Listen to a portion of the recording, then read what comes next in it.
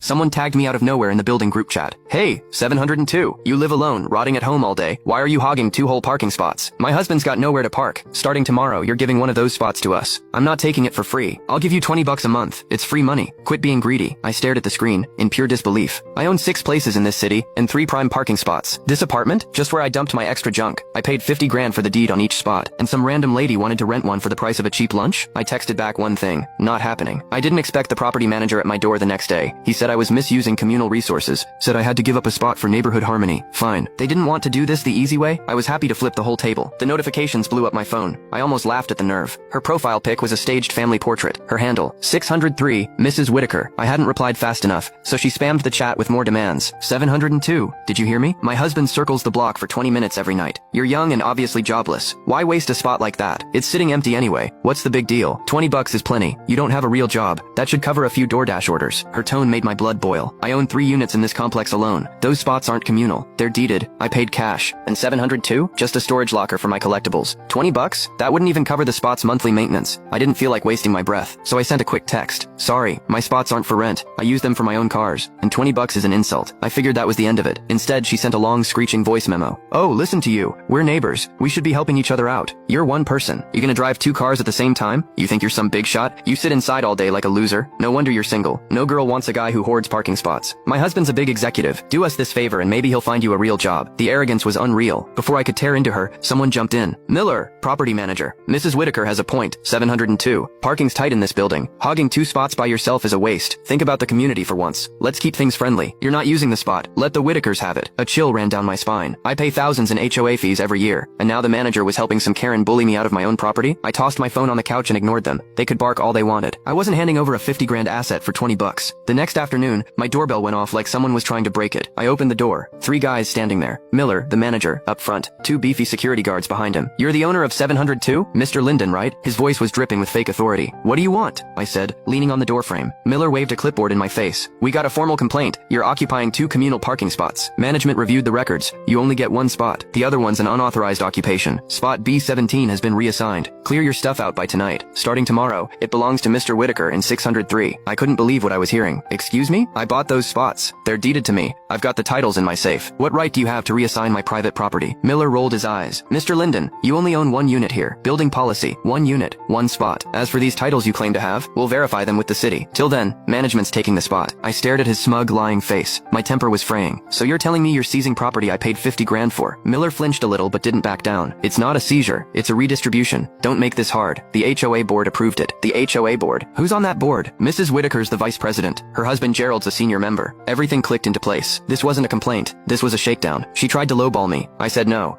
So she used her board seat to just take it for free. Miller saw me go quiet and mistook it for fear. Look, I'm trying to be nice here. Don't be a brat. The board decided. Cooperate, or we do this the hard way. Keep obstructing and you're looking at fines, or legal action. The 2 guards stepped forward, trying to look tough. 3 grown men, threatening me at my own front door. Fine, Miller. I'll remember this. I slammed the door in their faces. My phone buzzed again. The group chat was on fire. Mrs. Whitaker was taking a victory lap. Great news, everyone. Management officially gave spot B17 to my family. That little brat in 702 tried to hoard it. Justice served. Thanks, Miller, for keeping it fair. The building's brown nosers immediately chimed in. Nice work, Mrs. Whitaker. Someone needed to put that kid in his place. Exactly. Why's an unemployed guy need 2 spots? Mr. Whitaker's an exec at Summit Group. He actually contributes to society. Finally, some common sense. Selfish people shouldn't get to ruin it for the rest of us. My hands were shaking as I typed back. That spot is my private property. I paid 32 grand for it in the pre-sale. The HOA has no legal right to touch it. Mrs. Whitaker fired back another voice memo, sounding disgusted. Oh, here we go again with the fake titles. If you have them, show them. And we all know you don't have a real job. Where's a kid like you getting 30 grand for a parking spot? We all know how you really pay for this lifestyle. I'm being discreet to save you some dignity. The chat went wild with ugly insinuations. Now that you mention it, he's always alone. No family ever visits. Living in a place like this at his age? Probably a kept man. Some rich sugar mama footing the bill. Gross. No wonder he's so entitled. Used to getting everything handed to him. I gripped my phone till my knuckles went white. Linda Whitaker. I screenshotted everything. Slander and defamation carry serious legal penalties. My titles are on file with the city. Go check them yourself, if you can read. You and Miller are colluding to steal private property. That's a felony. Think real hard about what happens next. She fired back instantly, emboldened by her husband's job. "Oh, I'm shaking. Go ahead, sue us. We're taking that spot. My husband works at Summit Group. Their legal team will eat you alive. You can't afford to fight us." Miller, the manager, added his own threat. "Mr. Linden, watch your tone. Management's following board protocol. Keep harassing residents, and we'll lock your account." I turned off my phone and took a deep breath. They wanted to play dirty? Fine. I grabbed my folder of deeds and walked out the door. I was gonna see my lawyer, and then I was gonna burn their little world down. The next morning, I headed down to the garage to drive to the law firm. The elevator doors opened, and my heart dropped into my stomach. My car was ruined. All 4 tires were slashed. The paint keyed from front to back, across the hood, in bright red spray paint. Sugar baby trash. I stood there, shaking with rage. That car cost me over 200 grand, but it wasn't the money. It was the sheer violation that got to me. I pulled out my phone and called management. It rang 8 times before Miller picked up, sounding bored. "This is Linden in 702. My car was vandalized in the garage. Send someone down here now." Yeah.